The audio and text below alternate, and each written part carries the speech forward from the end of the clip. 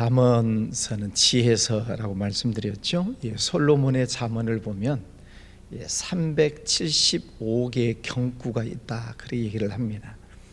그래서 아마 여러분 매일매일 지금 보시는데 지혜로운 자, 어리석은 자를 계속 대비적으로 말씀을 하고 있잖아요. 그게 375개가 있다는 거예요. 그러니까 앞으로도 더 많이 들으셔야 됩니다. 유대인의 지혜 문서라고 하면은 탈무드라고 하는 책이 있습니다. 서점에 가면 어린이 탈무드도 있고 어른들이 읽는 탈무드도 있고 그래요. 탈무드라고 하는 책은 이스라엘 백성들, 유대인들의 지혜서다, 그렇게 얘기를 합니다.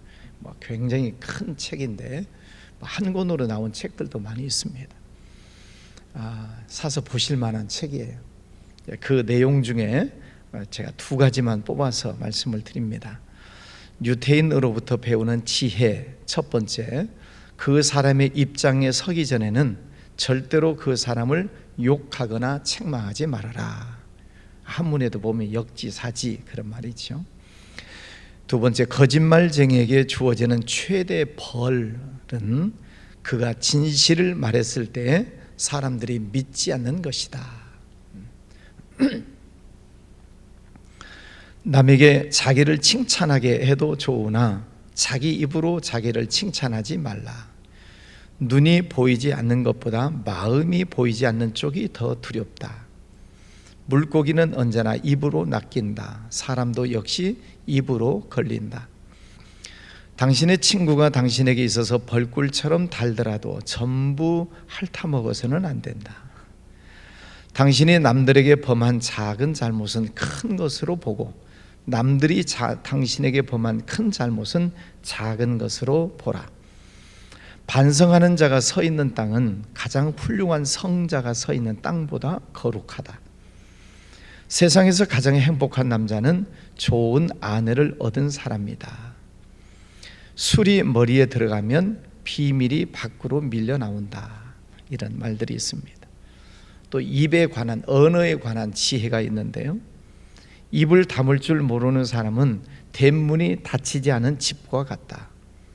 새장으로부터 도망친 새는 붙잡을 수 있으나 입에서 나간 말은 붙잡을 수가 없다. 당나귀는 긴 귀로서 알아보고 어리석은 사람은 긴 혀로서 알아본다. 입보다 귀를 상석에 앉혀라. 어리석은 수단은 초상집에 즐거운 음악이 울리는 것과 같다.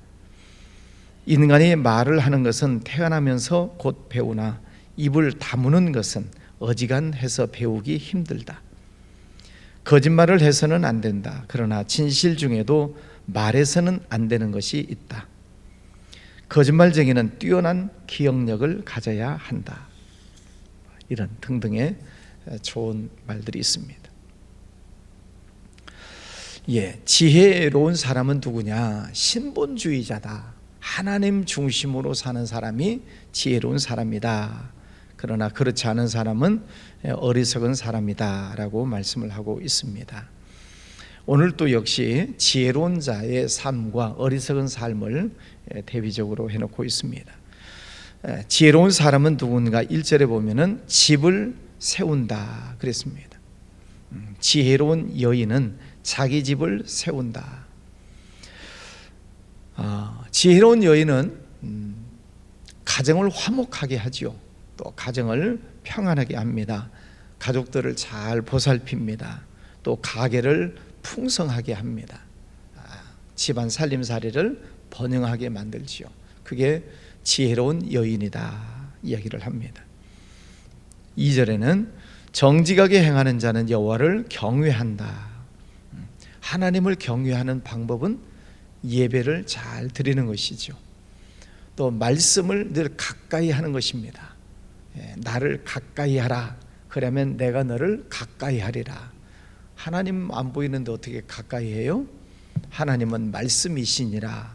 그러니까 하나님의 말씀을 가까이 두고 읽고 또 쓰고 묵상하고 외우고 하나님의 말씀을 가까이 하는 것이 하나님을 경외하는 것입니다.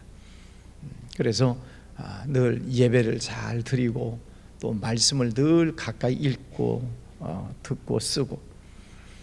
6절 말씀에 보면 거만한 자는 지혜를 구하여도 얻지 못하거니와 명철한 자는 지식 얻기가 쉬우니라. 지식을 얻는다는 거죠. 지혜라고 하는 것은 이 우주 사물에 대한 어떤 통합적인 지식이다, 그렇게 얘기를 합니다. 그러니까 지혜로운 사람은 책을 많이 읽습니다. 왜냐하면 책을 통해서 이 세상 모든 돌아가는 이치들을 배우고 또 그것을 잘 활용하는 것이 지혜이기 때문에 지혜와 지식은 늘 같이 따라다니는 거죠. 그래서 지혜로운 사람은 늘 책을 열심히 읽는 거죠. 9절 말씀해 보면 미련한 자는 죄를 심상히 여겨도 정직한 자 중에는 은혜가 있느니라. 지혜로운 자는 은혜가 늘 풍성하다, 그런 말씀이죠. 11절에 악한 자의 집은 망하겠고 정직한 자의 장막은 흥하리라. 정직하게 장사를 하면 사람들은 망한다고 그러죠. 그런데 오래 놓고 보면 머리를 쓰는 사람은 바짝하는 것 같지만은 그렇지 않습니다. 정직한 자가 오래 가고 그 가게가 흥하는 것을 보게 됩니다. 세상에서도 그렇습니다. 꼭 예수 믿지 않아도 정직한 사람들이 잘 돼요.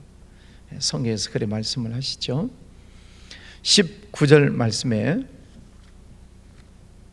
악인은 선인 앞에 엎드리고, 선인 앞에 악인들이 엎드린다. 결국은 지혜로운 자 앞에 어리석은 자들이 엎드리게 된다는 것입니다. 처음에는 악인들이 설치고 악한 사람들이 더 잘 되는 것처럼 보이지만 결국은 하나님께서 그들을 심판하시고 선인들이 더 위에 올라가게 된다는 그런 말씀이죠. 24절에 보면 지혜로운 자의 재물은 그의 면류관이요. 지혜로운 사람이 가지고 있는 물질의 축복은 잘 활용할 줄 아는 지혜가 있는 거죠. 그러니까 그 재물은 그 사람의 면류관처럼 귀하게 여겨지게 되는 것이죠. 가끔 이렇게 뉴스를 보면 연예인들 가운데에서도 기부를 참 잘하시는 분들이 있어요. 가수도 있고 탤런트도 있고 영화 배우도 있고 그런 분들 가운데에서 얼마나 돈을 많이 벌겠어요? 얼마인지는 잘 모르겠지만은 그래도 가끔 뉴스에 나와요. 기부 천사, 기부 왕, 그런 분들이 있어요. 참 귀하잖아요. 그런 연예계 활동하는 것이 쉬운 일은 아니죠. 정말 힘들고 어려운 일이지만 그러나 그 벌어모은 그 재물을 가지고 정말 귀하게 사회 환원을 하고 또 어려운 이웃들을 위해서 기부하는 분들이 참 많이 있습니다. 그런 분들을 보면은 재물이 면류관이구나 하는 생각을 하지요. 이 34절 말씀에 보면 공의는 나라를 영화롭게 하고 지혜로운 자는 나라를 영화롭게 합니다. 우리나라 5,000년 역사를 보면 위태위태한 때들이 참 많이 있었어요. 그 함석헌 씨가 쓴 오래전에 나온 책 가운데 뜻으로 본 한국 역사라고 하는 이렇게 두꺼운 책이 있는데 그 책에 보면 함석헌 선생이 그런 얘기를 합니다. 우리 한국 역사 5,000년 역사를 보면은 계속 침략만 받았어요. 여러분도 아는 역사를 보면 그렇죠? 우리나라가 다른 나라를 침범한 적이 없어요. 침범을 당했지 한 번도 침략해 본 적이 없는 착한 민족이다. 근데 5천 역사에 몇 번 침략을 당했냐? 1,000번. 최근에 6.25 전쟁까지 1,000번의 침략을 당했다는 거예요. 그런데도 이 나라를 하나님께서 지켜주시고 축복해 주신 줄 믿습니다. 1,000번을 당했으면 사라져도 진즉 사라져야 되잖아요. 그런데 하나님께서 이 나라를 사랑하셔서 다시 지켜주시고 세워주시고 지금 전 세계에 유엔 국가 200여 개가 넘는 나라들이 있지만은 10번째 안에 들어가는 경제 대국이 되고, 얼마 전에 뉴스에 보니까 개인 소득 1년 동안 개인 소득이 일본을 넘었어요. 개인 소득으로 보면은 일본보다 더 잘 살게 됐다는 거죠. 하나님의 은혜인 줄 믿습니다. 하나님을 잘 섬기는 지혜로운 자들이 많이 있어야 됩니다. 그래야 나라가 안전하고, 나라가 힘들고 어려울 때 그 지혜로운 자들이 나라를 살려요. 보면 위기 때 한 명씩 나타나. 그죠? 한 명씩 나타나서 그 나라를 구하고, 세종대왕, 이순신 장군 다 우리 머릿속에 위인으로 있잖아요. 이렇게 이 나라에 지혜로운 자들이 많이 있어야 됩니다. 여러분, 자녀들을 위해서 기도 많이 하셔서 우리 자녀들이 하나님을 잘 섬기고 지혜로운 자녀들로 성장하도록 자녀들 머리 위에 손 얹고 기도하시고, 또 이름을 품고 기도하시고, 우리 자녀들을 위해서 기도하십시다. 또 32절에 돌아가서 보면, 악인은 그의 환난에 엎드려져도 의인은 그의 죽음에도 소망이 있느니라. 지혜로운 자는 죽음 앞에서도 소망이 있어요. 우리에게는 무슨 소망이 있죠? 천국 소망. 믿습니까? 언젠가 세상을 떠나는 날이 오지만 그 뒤에 천국이 있다. 우리는 그걸 믿어요. 그게 우리에게 주신 하나님의 큰 축복이죠. 제가 임종을 대체로 많이 보는 편인데, 마지막 숨을 거두는 시간들이 쉬운 건 아니에요. 저희 아버님도 보니까 임종 직전에 정말 힘들어요. 그래도 끝까지 예수님 믿으시지요, 천국에 있는 거 믿으시지요, 다 아멘 하시고 천국 가셨어요. 천국이라고 하는 것을 우리 마음속에 끝까지 믿는 거죠. 그 죽음의 마지막 순간까지도 나는 하나님의 아들입니다, 딸입니다. 예수님이 내 죄를 용서해 주셨습니다. 나는 예수님을 구주로 믿습니다. 천국에 있는 것을 믿습니다. 그 믿음을 끝까지 붙잡고 있는 것이죠. 그 사람이 지혜로운 사람이죠. 천국 가는 사람이 지혜로운 사람이죠. 자, 그런데 오늘 말씀에 보면 또 어리석은 사람은 누구냐 하는 거예요.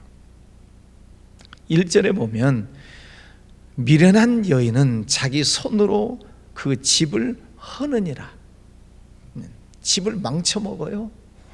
어리석은 사람이죠. 부도덕하고 게으르고 탕진을 하고, 남자들만 술 마시고 그런 건 아니에요. 여자분들도, 여성 부인들도 어리석으면 집안을 망하게 하는 거죠. 2절에 보면, 패역하게 행하는 자는 여호와를 경멸하느니라. 어리석은 자는 그 마음에 이르기를 하나님이 없다 하느니라. 너희 하나님이 어디 있느냐? 이게 어리석은 사람이라는 거죠. 기독교가 우리나라에 들어오기 전에도 지혜로운 그 선인들은 다 하늘 앞에 머리를 조아릴 줄 알았어요. 하늘 아래 머리를 숙이고 겸손할 줄 알고, 내 이름 뭐가 무섭지 않느냐? 하늘이 무섭지 않느냐? 야단을 치신 우리 조상들이 있잖아요. 자, 6절 말씀에 보면, 거만한 자는 지혜를 구하여도 얻지 못하거니와. 거만한 자는 지혜를 찾지도 않을 뿐더러 찾아도 없다 하는 것입니다. 마음이 교만하기 때문에 그렇죠. 10절에 보면, 마음의 고통은 자기가 알고 마음의 즐거움은 타인이 참여하지 못하느니라. 어리석은 자는 마음에 고통이 있다. 왜? 자기가 잘못된 삶을 살고 있다는 것을 알기 때문에 그 마음속에 늘 고통이 있는 것이죠. 11절에 악한 자의 집은 망하겠고, 우리 주변에서도 그런 사람들을 많이 보죠. 악한 사람들 반짝거리는 것 같지만은 결국은 망하고, 또 다른 사람들에게 손가락질을 당하기도 하고 그렇습니다. 19절 말씀에는, 악인은 선인 앞에 엎드리고, 악인들이 더 큰 소리 치고 악인들이 떵떵거리면서 사는 것 같지만은 결국 하나님의 말씀은 선한 자 앞에, 지혜로운 자 앞에 엎드리게 된다 하는 것입니다. 24절에 지혜로운 자의 재물은 그의 멸류관이요 미련한 자의 소유는 다만 미련한 것이니라. 미련한 자들이 가지고 있는 소유는 다 미련하게 쓰기 때문에 미련한 것이다 말씀을 합니다. 32절에 악인은 그의 환난에 엎드러져도, 환난이라고 하는 것은 악인에게만 아니라 의인에게도 오지요. 환난은 누구에게나 다 당하는 것이지만, 그러나 악인은 그 환난에 엎드려진다. 그러면 의인은요, 지혜롭게 사는 사람도 환난이 와요. 그러면 지혜로운 사람은 환난을 어떻게 하나요? 지혜로운 사람도 살다 보면 때로 힘들고 어려운 환난이 오는 때가 있는데 하나님 앞에 엎드리는 거죠. 하나님의 지혜를 구하는 거지요. 하나님께서 그 환난을 통해서 또 다른 하나님의 은혜를 주실까 소망을 가지는 것입니다. 그게 지혜로운 사람이죠. 그러니까 환난이 오고 고난이 온다고 거기서 엎드러지는 게 아니라 환난 속에서도 하나님의 은혜를 찾고 또 소망을 찾는 것이죠. 그리고 시간이 지나가고 보면 다 지나가는 거예요. 세상 속에도 이 또한 지나가리라 그런 말이 있잖아요. 그러나 악한 사람들은 환난을 만나면 그냥 엎드려진다. 낙심하고 절망하고 포기하는 거죠. 34절에 공의는 나라를 영화롭게 하고 죄는 백성을 욕되게 하느니라. 죄는 백성을 욕되게 한다. 어리석은 자, 우매한 자, 그런 사람들은 백성들을 욕되게 한다.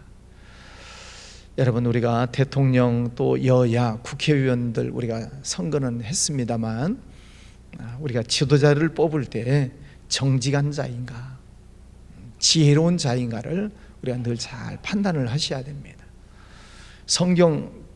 구약 성경에 보면은 북이스라엘이 있고 남유다가 있어요. 북이스라엘의 왕들 19명이 나가는 것을 보면 다 어리석은 자들입니다. 다 하나님을 멸시하고 우상 숭배하고 죄짓고, 북이스라엘 왕조가 다 그런 사람들이에요. 그러니까 계속 망하는 것입니다. 성경에 보면 하나님께서 그 나라를 심판하실 때에는 악한 왕이 일어나요. 틀림없습니다. 악한 왕이 일어나서 하나님의 말씀을 거역하고 우상 숭배하고 죄짓고 그런 왕이 나타나요. 그러면 그 신하들은 또 같이 어울려지는 거죠. 그러면 그 나라는 하나님의 심판에 임해요. 그걸 보면서 우리 나라도 대통령이 참 중요한 자리이고 여야 지도자들, 국회의원들이 정말 중요한 자리입니다. 네, 나라가 잘 될 때는 정직한 사람들이 많이 세워져요. 그러나 나라가 소란스럽고 시끄럽고 어지러울 때는 거짓말하는 사람들, 속이는 사람들, 악한 사람들이 일어나요. 그러면 나라가 시끄러워지는 거죠. 그래서 우리가 늘 나라를 위해서 기도할 때 하나님, 지혜로운 자, 하나님 앞에 겸손한 자들을 세워주십시오. 그래서 이 나라를 지켜주십시오 라고 기도하셔야 합니다. 오늘 말씀, 지혜로운 자, 어리석은 자, 또 대비적으로 말씀을 하고 있는데, 나 자신부터 하나님의 말씀을 가까이 하고, 지혜는 하나님으로부터 오는 것이니까 하나님을 잘 섬기고 예배를 잘 드리면서 하나님, 지혜로운 삶을 살게 해주세요. 늘 기도하시기를 바랍니다. 또 우리 나라를 위해서 기도하시고 오늘 하루도 믿음 안에서 승리하시기를 바랍니다. 기도합니다. 거룩하신 아버지 하나님, 감사합니다. 하나님은 지혜로우신 하나님이십니다. 이 세상 모든 만물을 하나님의 지혜로 만드시고 하나님의 지혜로 경영하시는 것을 믿습니다. 그 지혜를 우리 인간들에게 주셔서 세상을 아름답게 잘 보존해라, 생육하고 번성해라, 충만해라, 정복해라, 다스려라, 하나님이 지혜를 주시겠다 말씀하셨습니다. 아버지 하나님, 우리가 하고 있는 모든 일들 속에 하나님 그 일을 잘 감당해서 하나님의 영광을 나타낼 수 있는 지혜를 허락하여 주시옵소서. 아버지 하나님, 이 나라를 잘 세워나갈 수 있기를 원합니다. 대통령, 여야 지도자들, 온 국민들 하나님 앞에 엎드리고 지혜를 구하는 이들 되게 하여 주옵소서. 특별히 이 나라의 지도자들 하나님 붙들어 주셔서 인간의 어리석은 길을 따라가지 않게 하시고 당리당략에 치우치지 않게 하여 주시고 하나님의 말씀을 잘 받고 묵상하고 그 말씀을 따라가는 자들 되게 해주시기를 원합니다. 아버지, 우리 가정 자녀들도 위해서 기도합니다. 우리 자녀들도 믿음 안에서 잘 성장하게 하여 주시옵소서. 그래서 하나님의 은혜 중에 이 자녀들 가정을 잘 일으키고 또 이 교회를 잘 지키고 또 우리 나라를 잘 세워나가는 우리 자녀들, 청년들 되게 해주시기를 원합니다. 오늘도 귀한 아침을 주셔서 감사합니다. 주님과 동행하는 복된 날 되게 하여 주시옵시고 어디에 있든 무슨 일을 하든 하나님 도와주시고 지혜 주시고 축복하여 주시옵소서. 귀한 예물 드리는 손길 축복해 주시기 원하옵고 예수님 이름으로 기도하였습니다. 아멘.